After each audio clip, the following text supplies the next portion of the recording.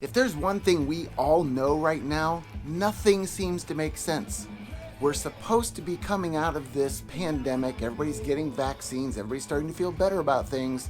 The real estate market is going crazy across the entire country. What are we to expect next? Well, we're going to talk this time about living in Florida, the Southwest Florida edition.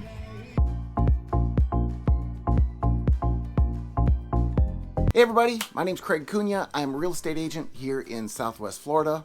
And if you'd like to know what it's like to live, play, eat, sleep, and buy real estate on the Gulf Coast, then this is the channel for you. So go ahead and subscribe and hit the little bell and leave a comment behind about something you'd like to know more about. I'm getting calls from people every day and I love it. If you've got a question that you need an answer to, you've got to call, text, or email because I've got your back when moving to the Gulf Coast. As I said at the outset, there are so many crazy things going on, and the experiences we're even having down here right now in Southwest Florida, we're rolling into spring break, so you can only imagine what that meant before. Well, it doesn't seem to have changed a whole lot. There's a ton of people around, tons of traffic, and people jammed into spaces that they may not have any right to be doing, but they're living their life. You can see that people are just out experiencing what they can get. Live music, food, drink, socialization. This is what everybody's after, and it's all right on the water in many cases. So if you're that person that's looking for that kind of life, then you may want to consider coming down to Southwest Florida, getting a taste of it to see if it's something you could transition to. Previous to this night on St. Patty's Day, we were at the bike night at Cape Harbor. Cape Harbor is a very popular little section of Southwest Cape Coral. There are 2 towers worth of condos in there, parking underneath, shops and restaurants and bars, sitting along the marina and the channel that you're getting out. There's a boat lock down at the end here. These are all the homes that are up and down this west side of Cape Coral, the southwest side, along the spreader. They all have to leave through this lock. So you'll get an idea of what it would be like if you were to be a boater in that area. There could be some delays from time to time, depending on when you're going in and out. It's almost like if you choose to get on the road to go to work in the morning and you hit the prime time, you're going to hit some traffic. So plan accordingly, do it around different hours, and you may not experience the delays. And as you can see, people do love to be outdoors down here in Florida, especially this time of year. Absolutely gorgeous weather, lots of things to do outdoors.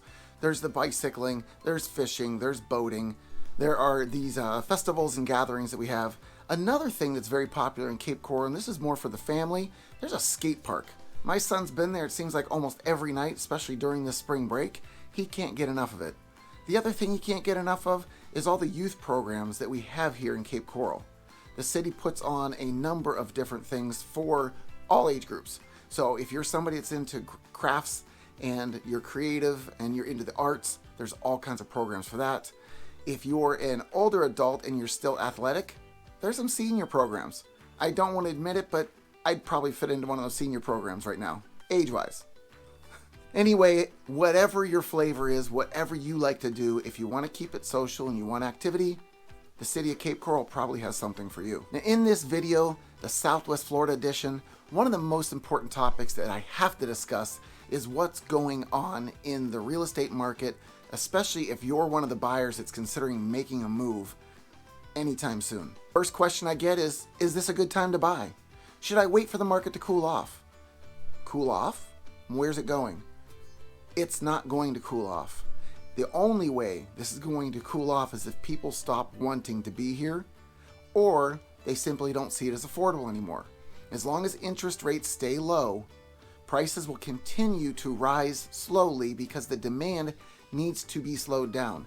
Every time we try to slow the demand, more people want it. That's why we have multiple offers and bidding wars on almost every property that's even remotely decent. When you're looking at purchasing a property, there's a couple things you need to consider. Is this for personal use or investment? If you're looking to get something before retirement age and you will have it supported by VRBO, Airbnb, or annual rentals, we have people to handle all those types of investing. So if that is your need, we'll take care of it and help you along that path. But we also want to give you some insight on what that really means, because there's a lot of things that go on in the background whenever you're doing those. You can do a VRBO or an Airbnb on your own. There's also companies that will do it for you. Obviously, there's a fee associated with that, but we can cover all that if that's the direction you choose to go. Now let's talk about this buying process, because this seems to be one of the most random things. Nobody seems to know what to do. Do I do it sight unseen? Do I purchase something like a $500,000 house without seeing it? Can you go and do a video for me? Do I have to fly in tomorrow? Well, all of these are realistic possibilities. It just depends on what that home means to you and how badly you want it. We do have people buying sight unseen. Absolutely. Happens all the time. We have people that want you to go out and do a video tour. I've done many of them. And there's others that will fly in the very next day if their schedule allows it. So we're seeing it on all fronts. When you are considering which way you want to make this purchase, you have to look at, is it going to be resale or is it going to be new construction? Because there's so many new challenges that we're seeing in the market, you need to be prepared for. First thing you're going to find in a resale situation is you will need to be going in list price plus. That's what we're going to call this. Because if you think you're coming under what the asking price is, you're not getting the house. If it's something that needs work, you still have a possibility of getting it. If you're in multiple offers, you will be 10, 20 or more thousands over asking price. That's what's going on. It's absolutely crazy. If you're looking at golf access properties, even worse. I have seen situations where clients have been outbid and the ask price was $125,000 over asking price, yet the overall purchase price was still under $1 million. That's stepping out and going after what you want. Now, the reason people are making these crazy steps forward is because they don't want to risk losing that perfect property, and there really aren't that many perfect properties left on the market that are priced well enough to make that step. But even if you do win that bidding war, we're also seeing challenges now in the due diligence period and the things you have to do after the purchase. Number one problem is, I need to get an inspector out there. In most cases, to get an inspector inside of a week is next to impossible. Inside of 2 weeks, you have a pretty good shot at it. Funny thing is, though, is the agents that have the homes listed don't want to give an inspection period past 7 days, because if it doesn't work out for them, they don't want it off the market too long because the market's so hot. So that represents a real challenge to make sure that you're doing your due diligence and getting a home that is not in bad repair. Another part of the process that's super important, especially if you're financing, is the appraisal.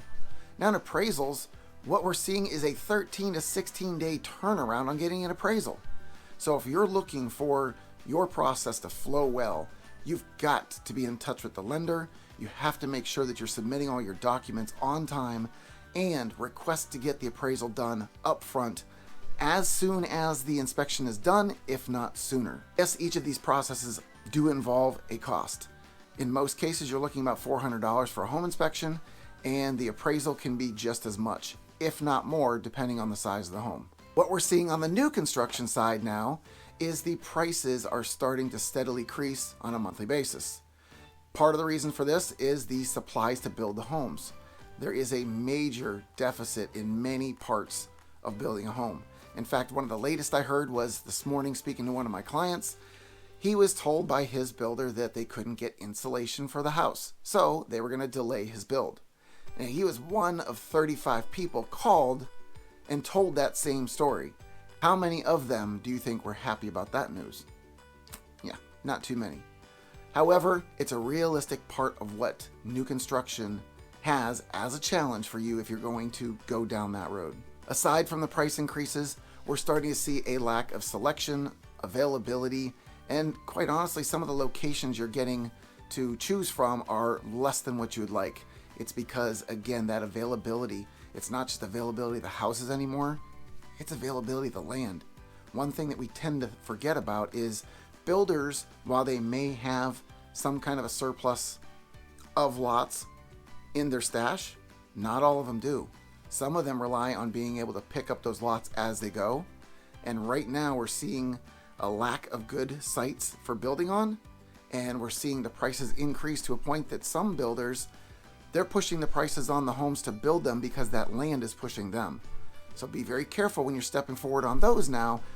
Go ahead and secure the land while you can, before the prices on those get out of your reach as well. I'm going to give this next one to one of my clients, Mr. Dellinger Porter. He was working on a new build, and we were discussing the process with the builder, and what we come to find is cost plus pricing. So even at times when you lock in a price with a builder in a contract, there could be increases over time due to the supply chains, again, of the pieces and parts of your home. If some prices go up too much too fast, it just can't be built within that pricing. So there's an adjustment. Be aware if this is the case for you, and make sure you ask that question so that you don't find yourself stuck later. In this building process, there's a survey that needs to be done by the builder. This is not the survey that you get with the title company. It's a completely different survey. So if you know your building, get the builder involved sooner than later. Let him do the due diligence in the feasibility study. That's the time frame that you have to look over the property and make sure there's no challenges, i.e. owls, mangroves, or any other hiccups or bumps, even how much fill dirt it's going to take to elevate that home properly. Get the builder out there, get that assessed during your feasibility study, so that if you find a lot that isn't going to be able to work for you, you're not stuck holding it. Now, this feasibility study in the contract will say 30 days. However, many real estate agents are asking for as little as 7 days because they, again, don't want to have their property off the market for too long. So get your builder lined up, have him get out to that site, make sure it's something he can build on well for you so that you don't deal with that problem. Aside from this survey and feasibility study time, you also have to deal with permitting. So once we establish the fact that that site is good to build on, now you have to get a permit to build. The builders are saying it can take as much as 3 and 4 months to get that permit out. Once the permit comes out, you're looking at least 6 months of build time.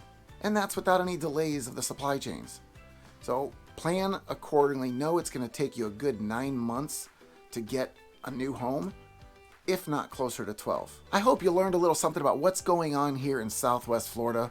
Yes, there's obvious challenges and new things popping up on us all the time.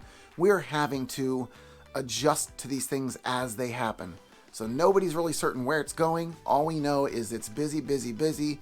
It is very, very active. And if you want in on this, then you need to get yourself educated and in the flow sooner than later. If you need more information about our area or the process of building or construction, check out one of these other videos. And if you have any questions for me that I can answer for you, you've got to call, text, or email, because I've got your back when moving to the Gulf Coast.